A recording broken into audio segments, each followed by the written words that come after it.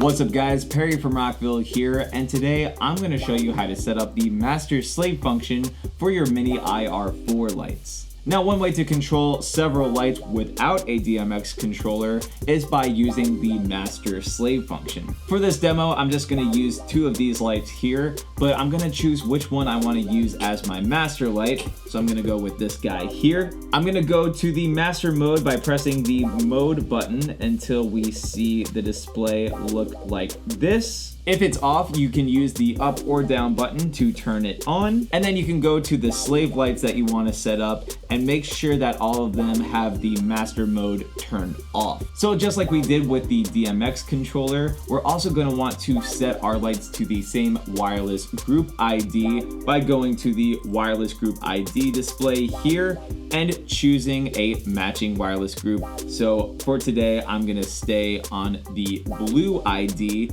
and make sure that it's set on both of my lights, and make sure that it's set to the same ID on all of the lights that I'm using. And I'm also gonna recommend going to all of the slave lights that you have set up in your chain, go to the IR mode, and make sure that it's turned to off. This way you avoid the risk of pointing your remote to the slave light and setting everything out of sync. So now what we're gonna do is set all of these slave lights to the slave mode. Once they're all set up, all of your slave lights should have the wireless group ID flashing, while the wireless group ID on your master light stays solid. And now on my master light, if I set it to any mode or color, it's gonna take a second, but all of the slave lights are gonna follow. Now you can either use the buttons underneath the display to make any changes, or you can use the included remote. The remote has the same exact controls and functions, except it's more convenient because it's handheld. So if I wanted to, I can change the color of the light just like that. I could also set it to any of the auto modes and much more. So hopefully this showed you guys how easy it is to set up the master slave function with your mini IR4 lights.